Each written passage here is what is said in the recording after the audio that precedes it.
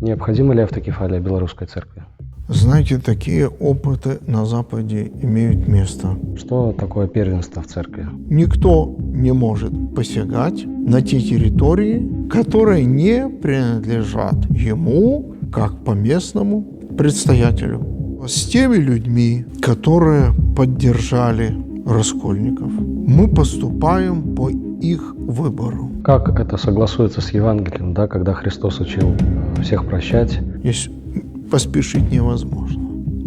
Вы переживаете. Вы молитесь о нем, но уже не с ним. Наши объятия всегда открыты для тех, кто хочет вернуться к нам с миром, взаимопониманием и единством веры и канонического устройства.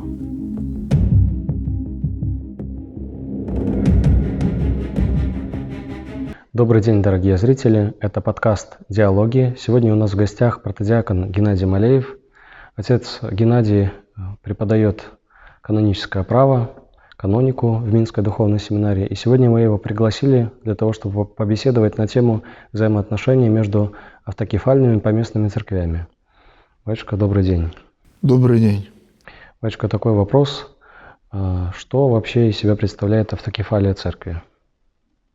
Если посмотреть на этимологию этого слова, в этом слове два корня. Сам и главенство. Самоглавие – это церковь, имеющая внутри себя источник церковной власти. Это церковь, равная другим поместным православным церквам. В нашем понимании православная, поместная, автокефальная церковь независимо от других поместных православных церквей. Все православные поместные церкви составляют единую Вселенскую православную Церковь Христову. И если мы говорим о каком-то суверенитете, о какой-то независимости, то это касается только взаимоотношений между поместными церквами. Большое спасибо, отец Геннадий. Но в связи с этим возникает вопрос, а как проходит процедура дарования автокефалии церкви? Мы должны понимать, что автокефалия не дается сразу, запросто, по первому предъявлению каких-то прав, свобод, просьб. Главный критерий в том, чтобы церковь изнутри, в сознании епископата, клира, монашествующих, мирян, всего церковного состава, почувствовал эту необходимость, и тогда можно возбуждать вопрос о необходимости дарования автокефалии какой-то конкретной части какой-то поместной церкви. Раньше это было связано напрямую с деянием Вселенских соборов.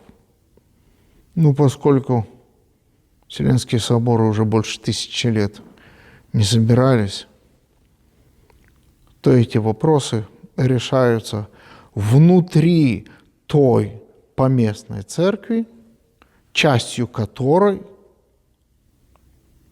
возбуждается вопрос о даровании автокефалии ей.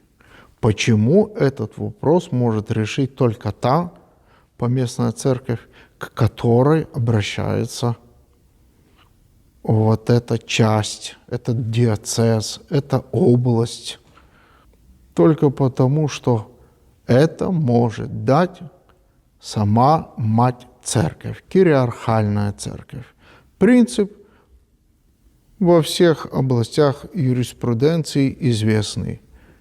Чего ты не имеешь сам, того не можешь дать другому. И вот автокефалия – это вопрос, решаемый внутри кириархальной церкви. Другие церкви об этом ставятся в известность, это дело обсуждается, это дело не быстрое. И если это необходимо, то это имеет место. Опять же, хочу заметить, что каждая автокефальная поместная церковь – это не изолированная от Вселенской Церкви какая-то группа верующих, духовенства или епископата. Как раз вот все верующие во всех поместных православных церквах составляют единую Вселенскую Церковь Христову. И если касается вопрос отделения каких-то таких полномочий независимых, то это только в области отношений между поместными церквами, а не между поместной церковью и Вселенской Церковью. В нашем понимании поместная церковь – церковь независимая. Не все так понимают. Не все так понимают. В понимании некоторых восточных церквей церковь, получившая автокефалию, не совсем является независимой и самостоятельной. И это мы видим иногда в вопросах получения мира другими поместными православными церквами в Константинополе. В нашем понимании поместная церковь имеет полную самостоятельность во всех вопросах. Отец Геннадий, обладает ли Белорусская Православная Церковь автокефалией?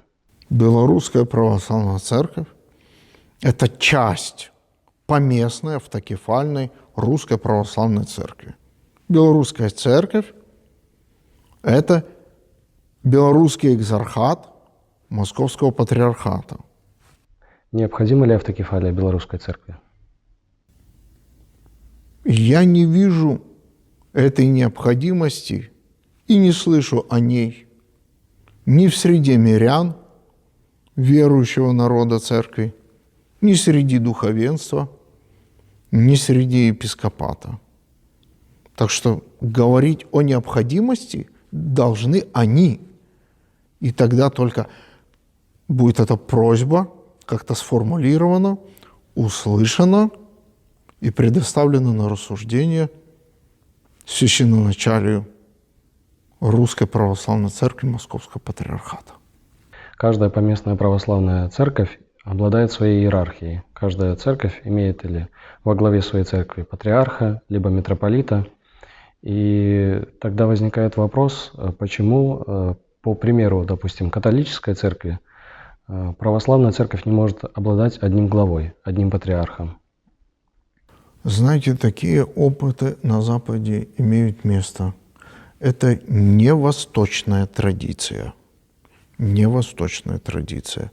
И мы видим, по примеру других европейских моделей, что очень быстро один вопрос перетечет в другой вопрос.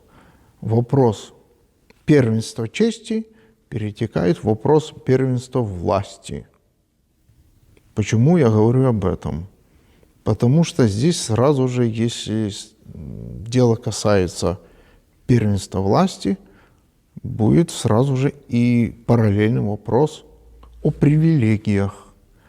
А если поместные православные церкви между собой равны по правам и независимы, то это уже неуместно. Они могут иметь кого-то первого по чести, но эта модель не имеет в себе лица первого по власти. В свое время даже предстоятели Константинопольского патриархата, рассуждая на тему модели управления у западных христиан, показывали именно эту сторону, что в церкви есть всего лишь один глава одного тела церковного – это Христос. И вот Он имеет, в общем-то, в себе все эти первенства.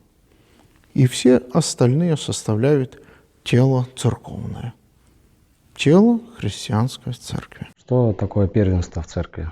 То есть это человек, равный по благодати, равный по власти, предстоятель поместной православной церкви, равный другим поместным православным автокефальным церквам и их предстоятелям. Эти предстоятели просто под его руководством из уважения к нему собираются вместе. Но это всего лишь человек первый по чести. И здесь не может стоять вопрос первенства власти. И вот эти ссылки, которые так вот пытаются как-то найти в канонах или в толкованиях на каноны, при внимательном изучении самих канонов и толковании на них как раз говорят о том, что никто не может посягать с властными полномочиями на те территории и на те епархии, на те приходы, которые не принадлежат ему как поместному предстоятелю. Есть ли этому подтверждение в правилах Вселенских соборов? Если вот мы посмотрим 17-е правило 4-го Вселенского собора и посмотрим толкование на его, то мы можем сказать вот толкование Иоанна Занары, что Вселенский патриарх нынешний, то есть константинопольский предстоятель, не над всеми без исключения митрополитами поставляется судьей, а только над подчиненными ему, ибо он не может привлечь к своему суду митрополитов Сирии или Палестины, или Финикии, или Египта против их воли. Но митрополиты Сирии подлежат суду антиохийского патриарха, палестинский суду патриарха Иерусалимского, а египетские должны судиться у патриарха Александрийского, от которых они принимают и хиротонию, и которым именно подчинены. То есть эти пределы в канонах остаются пределами ненарушимыми. Это первенство чести, но это не первенство власти. Как вообще отношения регулируются между православными церквями, да, как оно формируется? Каждый архиерей, возглавляющий свою епископию, архиепископию, митрополию, викарный архиерей, при поставлении произносит присягу. И эта присяга говорит о том, что то, что приемлет церковь, и он приемлет. То, чего церковь отвергает, и то он отвергает тоже. От чего она отходит, от чего она бережется, сторонится, то и им не будет приемлемо. Этот человек полностью показывает, что он прежде всего сын церкви и законно послушный член Вселенской православной церкви. И он при этом свидетельствует, что он будет блюсти каноны, которыми защищается и вероучение, и порядок внутри церкви. И он будет блюсти то каноническое устройство, которое обозначено в канонах. И из таких епископий, из таких епархий, из таких митрополий составляются автокефальные церкви. По этому принципу архиереи живут внутри своей поместной православной церкви. И этот же принцип действует и между поместными православными церквами. Это принцип братского единения в вере, в молитве, в литургическом общении. едина вера, едино таинство, единое священное действие, поскольку они приводят к одному Богу. Одни принципы вероучения незыблемые, одни принципы канонического устройства. В литургической области позволительно иметь какие-то своеобразия, приличные традициям поместных православных церквей, которые не нарушают вот этого литургического единства, а наоборот, как-то его оттеняют местными колоритами, местными какими-то этническими особенностями. Но при этом единство веры и единство канонического устройства.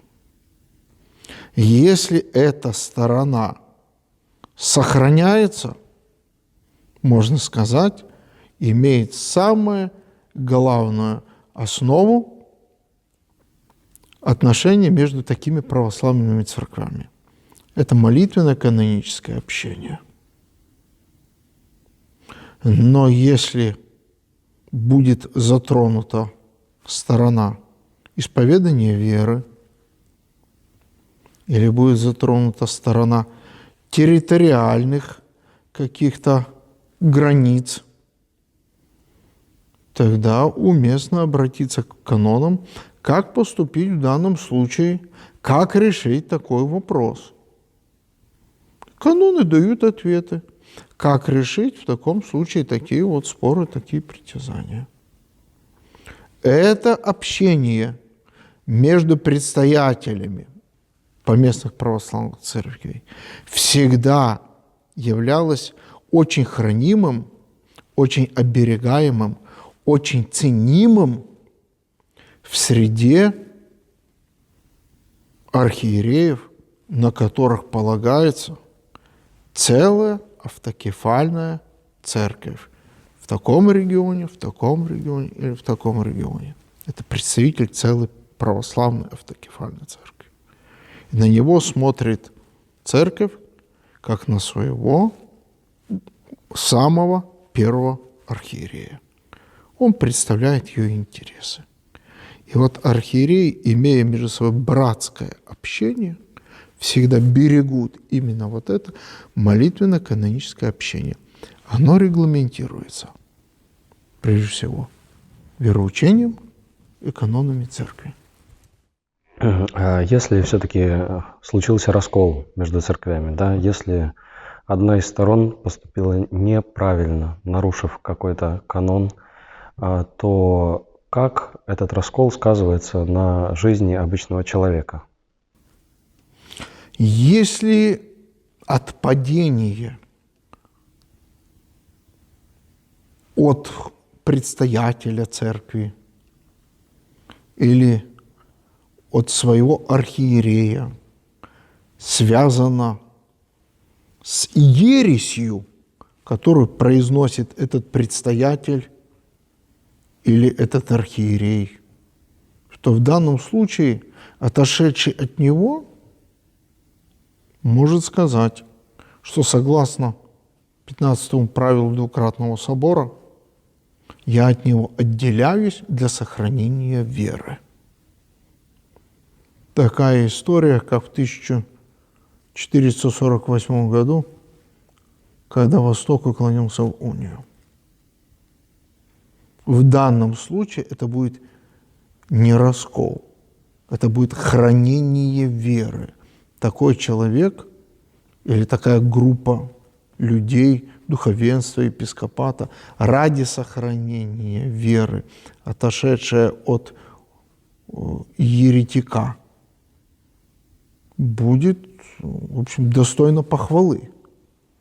Но если это не касается ереси, тогда дело должно быть предоставлено обязательно рассуждению епископского собора. Либо это будет поместный собор, либо это будет архиерейский собор, в зависимости от того, вопрос какой компетенции, какого уровня поднимается. И это будет, прежде всего, внутреннее дело церкви. Если это дело между предстоятелями поместных церквей, то здесь, конечно же, нужен собор или совещание, на которое будут собраны предстоятели поместных православных церквей с заранее оговоренным регламентом и повесткой дня, который будет устраивать всех, чтобы все имели изначально единогласие и все видели какую-то объективность в желании решить этот вопрос, чтобы сама повестка уже не разделяла людей, которые хотят здесь собраться. Мы хотим ради единения собраться, решить такие вопросы. Допустим, это территориальные вопросы, или какие-то вероучительные, или вопросы какого-то канонического единства, или каких-то иных претензий. В таком совете, не в споре, а во мнозем совете, такая истина может быть выявлена на свет согласно такому терпеливому, смиренному, правильному, каноничному подходу. А если отойти от этих принципов, и каждый будет свой какой-то человеческий интерес видеть, здесь уже место получит такое выявление амбиций. Если православный христианин, придя домой, узнает, что член его семьи по своим убеждениям не является уже членом этой поместной церкви. Конечно, он должен потрудиться, чтобы его убедить. Но если этот выбор таков, что своим таким, скажем, осмысленным подходом он заявляет свой выход из церкви и говорит о том, что он уже не принадлежит церкви, или что еще может быть на него наложено какое-то прещение церковное, или он отлучен от церкви, или, может, даже анафематствован за что-то, то в таком случае мы с ним дома, даже на домашних молитвах, не можем помолиться. И об этом говорят апостольские правила. Если кто с отлученными от общения церковного помолится, хотя бы то было в доме, таковой да будет отлучен. Если ты молишься с отлученным, с тем человеком, который вне общения с церковью, значит, и ты будешь вне общения с церковью. То же самое, что касается и изверженного духовенства. Если кто, принадлежа к клиру, с изверженным от клира молиться будет, да будет извержен и сам.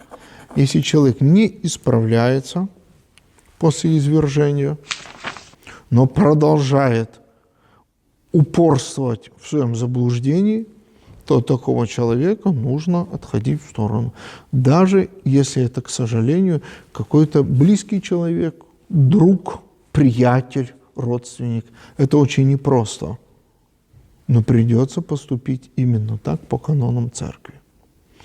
В этом мы видим действие, похожее на действие иммунитета в организме. Что если этот человек не считает себя членом церкви, его никто не заставляет, а иммунные силы его выделяют из организма. Это уже инородное что-то, не принадлежащее к телу церкви. И здесь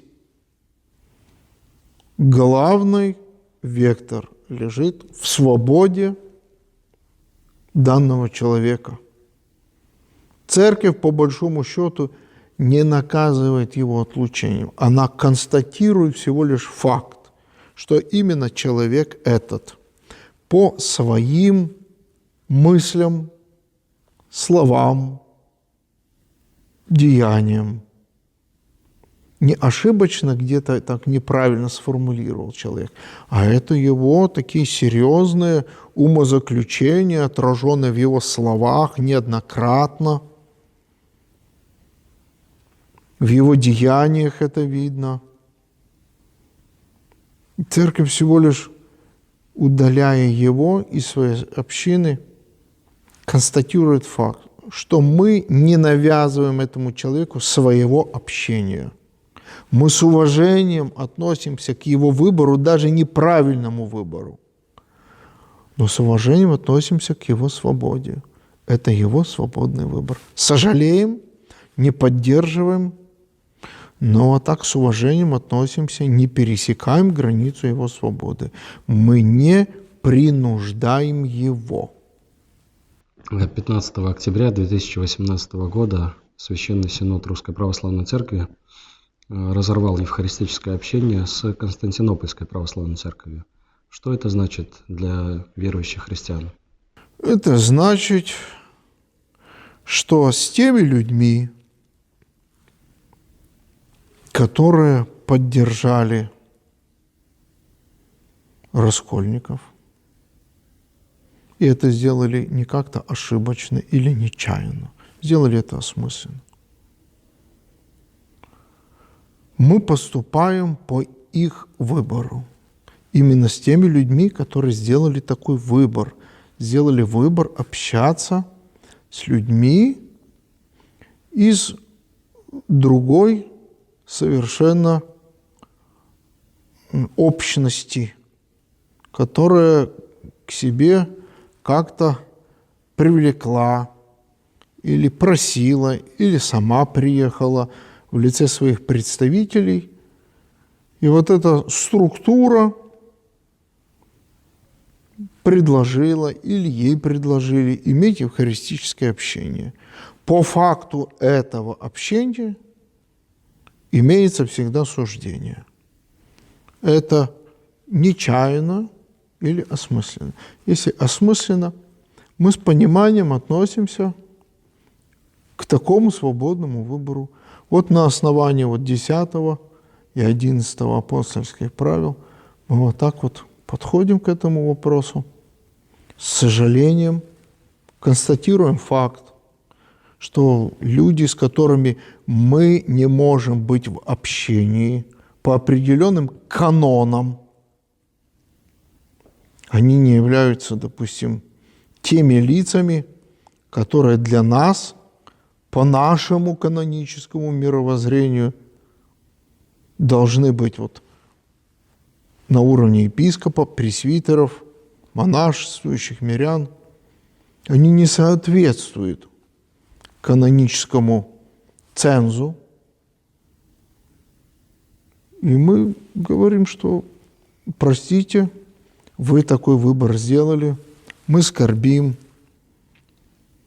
но поступаем по правилам, поскольку есть граница, которую переступать нельзя. Это и граница догматики, и граница каноники.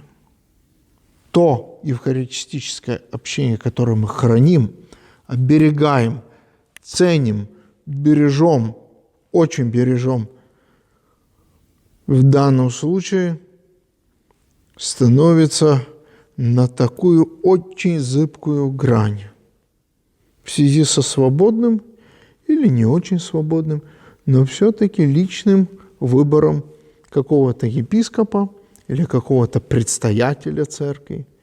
И в связи с этим мы поступаем с этим предстоятелем по канонам, которые регламентируют вот такие отношения. Как нам относиться к такому человеку, который решил служить с вот такими представителями? Это оговаривается, мы поступаем не быстро, просим, не раз обращаемся, даем время. И всегда надеемся, что это время будет использовано на обдумывание и возвращение к каноническим нормам, к тем древним истокам, на которое мы опираемся, говоря о единстве. Какие правила это регламентирует? Если это касательно духовенства, это 11-е апостольское правило Антиохийского собора, 2-й канон. Об этом же говорит и 4-й канон. И вот 13-е правило Антиохийского собора. Тут мы можем увидеть констатацию церковью определенных событий. Мы не наказываем человека, по большому счету. Церковь констатирует, этот человек не живет так, как мыслит церковь. И это предусмотрено канонами. Вот прочитанные сейчас вот каноны как раз говорят об этом. Да, мы скорбим, но это выбор человека. И мы видим, что это касается всех степеней священства, священной и правительственной иерархии. Хорошо, тогда возникает вопрос, вот как это согласуется с Евангелием, да, когда Христос учил всех прощать, да, молиться за врагов, почему никакая из сторон не может уступить? Почему все настаивают на своей позиции, на каноническом праве, когда можно было бы просто по любви, да, как учит Евангелие, простить всех? Если это касается вопроса, где затронуты личные амбиции человека, то есть обиды личного характера, здесь действительно нужно поступать так. Нужно простить, и если можно сделать грех ближнего негласным, как говорится, по принципу покрыть мантией или плащом грех ближнего своего. Действительно. Но это только тогда, когда касается личных обид, личных интересов. А здесь интересы церкви. В церкви есть вероучение, оно хранимо. В церкви есть каноническое устройство, оно тоже хранимо. Если вы, простите, захотите служить с человеком литургию, а он не был рукоположен никогда и никем, если это по незнанию, или он обманул вас, и вы не знали, вы каетесь, вы заслуживаете сочувствия. Если будет какое-то прещение, то оно великим не будет. А если вы знаете, что этот человек никогда никем не был рукоположен, и зная, позволяете ему священно действовать, более того, сослужите ему, то здесь не вопрос моих отношений к вам. Здесь ваше отношение к церкви. Это трагедия. Иногда эта трагедия усиливается, когда с таким вот человеком у вас очень хорошие, близкие, дружеские отношения всегда были. Не один год. Вы приятели. И так случилось, что этот человек вовлечен вот в такое действо сопротивника. Вы переживаете. Вы молитесь о нем, но уже не с ним. Молимся ли мы об этих людях? Конечно, мы молимся. Возьмите, пожалуйста, тот чин, который у нас есть в неделю православия. Торжество православия, первый воскресный день Великого Поста. Если эти люди были омрачены или как-то ввергнуты в такие вот соблазнительные деяния, мы молимся о них, чтобы Господь их вернул. Помяник утром и вечером в нашем правиле погибельным и ересьми ослеплены к свету Твоего церковного общения, Господи, верни, пожалуйста. Вот это наша о них молитва. Опять же, мы им ничего не навязываем. Их свобода остается свободой. Их выбор остается их выбором. Свобода не должна пониматься как безнаказанность. За выбор придется отвечать. Свобода – это ответственность. И вот к этой ответственности нас призывает и Господь, и Церковь, что мы за каждое слово ответим. Тем более, когда это слово влечет за собой очень серьезные и очень судьбоносные не для одного человека, а для тысяч людей последствия. Здесь поспешить невозможно, потому что это затрагивает тему не только нашей земной жизни и спасительного пути в этой жизни, но и вопрос нашего спасения и вопрос нашей вечности. А возможно ли достичь единства, примирения между церквями? Возможно ли уладить те разногласия, которые могут между ними возникнуть? Возможно. Нужна воля к единству, нужна воля к исполнению того, что каждый из предстоятелей церквей говорил при поставлении во епископа, что он будет сохранять и беречь каноническое устройство, будет исполнять каноны, будет хранить единство церкви.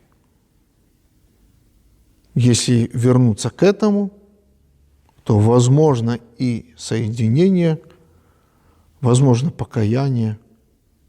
Для этого нужно всего лишь заявить об этом и начать этот процесс. Но часто человек, сделав несколько шагов в каком-то направлении, боится показаться непоследовательным. Но именно работа над ошибками делает нас стойкими против повторения этих ошибок снова. Если эта работа над ошибками будет сделана, будет возможно возвращение к прежнему состоянию между поместными православными церквами. По образцу тому, который явила нам русская церковь в деле соединения с русской православной церковью за рубежом. И еще один очень долго не заживавший такой конфликт, такая рана на Балканах, Македонская церковь. Со временем